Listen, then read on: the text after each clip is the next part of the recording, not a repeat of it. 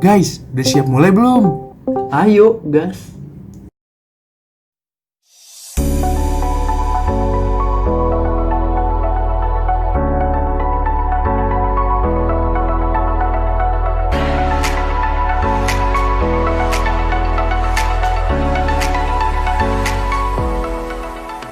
Halo semua, aku mau nanya ke kalian nih, kira-kira kalian udah pernah tahu belum tentang SDGs?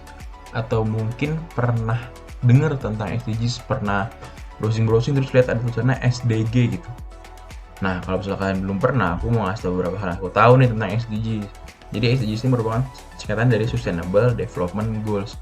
Kayak namanya ya ada goals-nya, itu merupakan set of goals atau goals-goals khusus yang dikoordinir oleh United Nations dengan tujuan untuk menjunjung perdamaian dunia dan juga untuk mengurangi angka kemiskinan yang ada.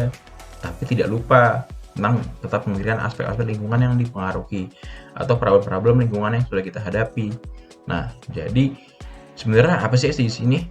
Jadi SDGs ini sebenarnya ada 17 teman-teman, ada 17 goals di mana dibagi menjadi beberapa klaster karena tujuannya sangat luas ya dan juga cakupannya satu dunia.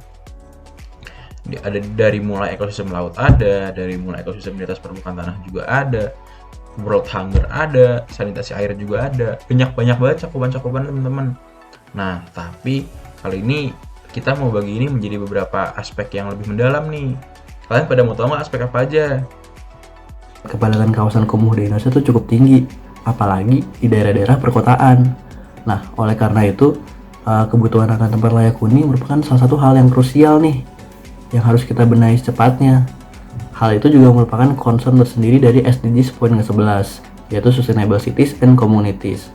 Nah, apa aja sih kira-kira indikator keberhasilan dari poin ke-11 tersebut? Kira-kira apa ya? Kalian mau tahu? Indikator keberhasilan SDGs poin ke-11 banyak banget.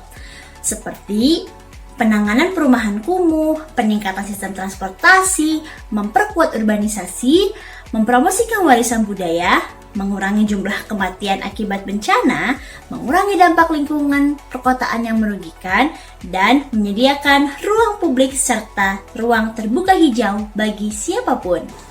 Dari sekian banyak indikator keberhasilan SDGs poin ke-11 ini, gimana yang mewujudkannya? Kamu mau tahu? Nah, salah satu cara untuk mewujudkan SDG poin ke-11 adalah dengan melaksanakan konsolidasi tanah. Kegiatan konsolidasi tanah sendiri merupakan suatu kebijaksanaan pertanahan yang disediakan oleh pemerintah guna merubah suatu tatanan pertanahan menjadi lebih tertata dan rapi. Kegiatan konsolidasi tanah sendiri sudah sering dilaksanakan di luar negeri, seperti Jepang, Korea, Malaysia, dan Australia. Nah, terus gimana sih pelaksanaannya kalau di Indonesia ini? Kamu ingin tahu? Nah, sebelum kita mengetahui bagaimana implementasi konsolidasi tanah di Indonesia, kita perlu tahu dulu nih terkait masalah tahapan-tahapan dari konsolidasi tanah secara umum.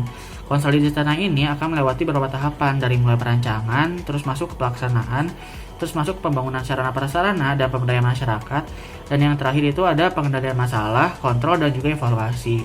Nah, itu merupakan tahapan-tahapan dari konsolidasi tanah. Terus bagaimana nih implementasi dan juga tata pelaksanaan konsolidasi tanah di Indonesia? Kamu mau tahu? Nah, Indonesia sendiri merupakan salah satu negara yang telah melaksanakan kegiatan konsolidasi tanah. Beberapa bangunan infrastruktur seperti rumah susun ataupun jembatan telah dibangun, seperti di Jakarta ataupun di Bukit Tinggi. Akan tetapi, yang namanya sebuah kegiatan pasti akan timbul suatu permasalahan. Nah, bagaimana sih perkembangan konsolidasi tanah di Indonesia? Pasti kamu mau tahu kan? Saya Marta.